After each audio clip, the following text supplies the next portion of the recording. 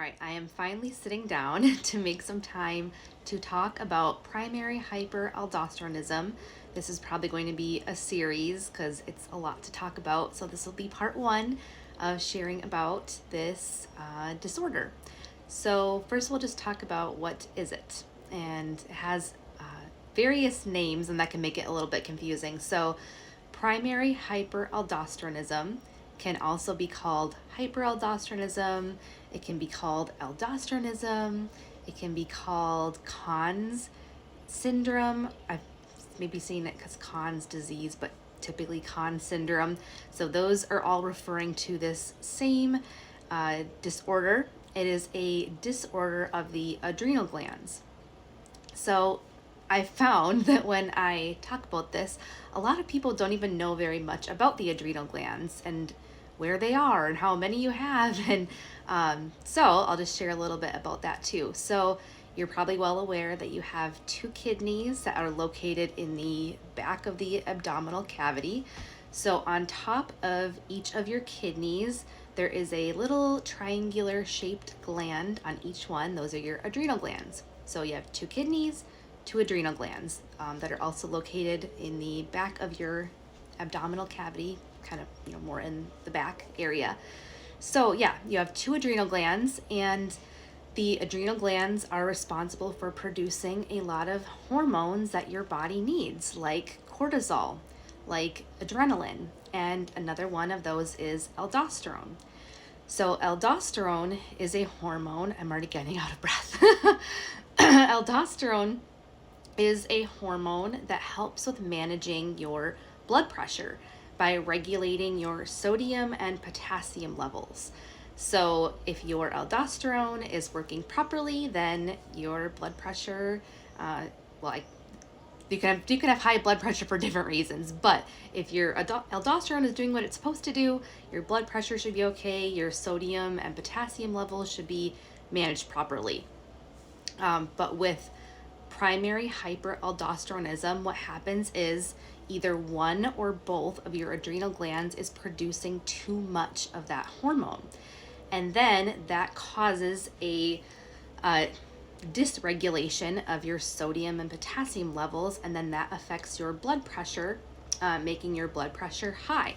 So often what you will see, two of the very big characteristics of hyperaldosteronism is hypertension, meaning high blood pressure, and hypokalemia, which means low potassium. And as I share more about my story personally, I can share my experience with that.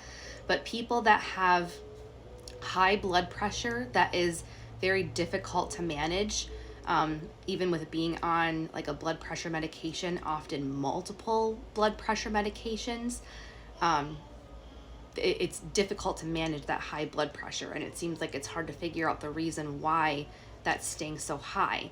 And oftentimes people will have low potassium, like critically dangerously low, even with supplementing, even with taking supplements for potassium, getting a lot of it in your diet.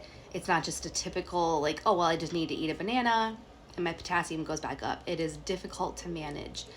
So one thing in my research, let me just state this too. I realize I didn't preface this. I'm not a medical professional. So if anything I say is not totally accurate, this is just my experience with it and my own research because I have hyperaldosteronism. Okay. So one of the things that I read and I discovered is that a lot of times it's referred to as a rare condition, but it's more accurate to say that it is underdiagnosed, because a lot of people that have high blood pressure, they have hypertension issues, they're not tested for this. And we'll talk more about the testing and diagnosis in another part. So this might be something you've never heard of before, and it's considered rare, but it's more accurate, again, to say that it is just underdiagnosed. A lot of people might find if you have high blood pressure, low potassium, if you're tested for this, then it's very possible that you have some variation of this. And like I said, there is, you have two adrenal glands. So the overproduction of aldosterone could be coming from one adrenal gland, or it could be coming from both. And how that is managed, how your condition is managed, will depend on that. If it is unilateral, meaning it's on one side, one adrenal gland, or if it's bilateral, meaning it's on both adrenal glands. So we'll talk about that in another part also, how this is managed and dealt with and treated. But yeah, so long story short, like I said, I'm out of breath. And we'll talk about symptoms in another part too.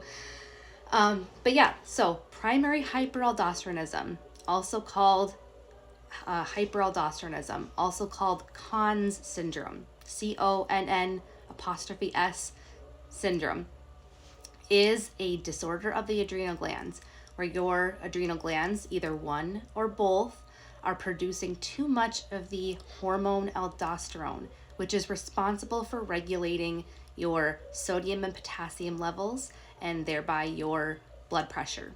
So if you have Conn syndrome, primary hyperaldosteronism, you often will have hypertension and or hypokalemia.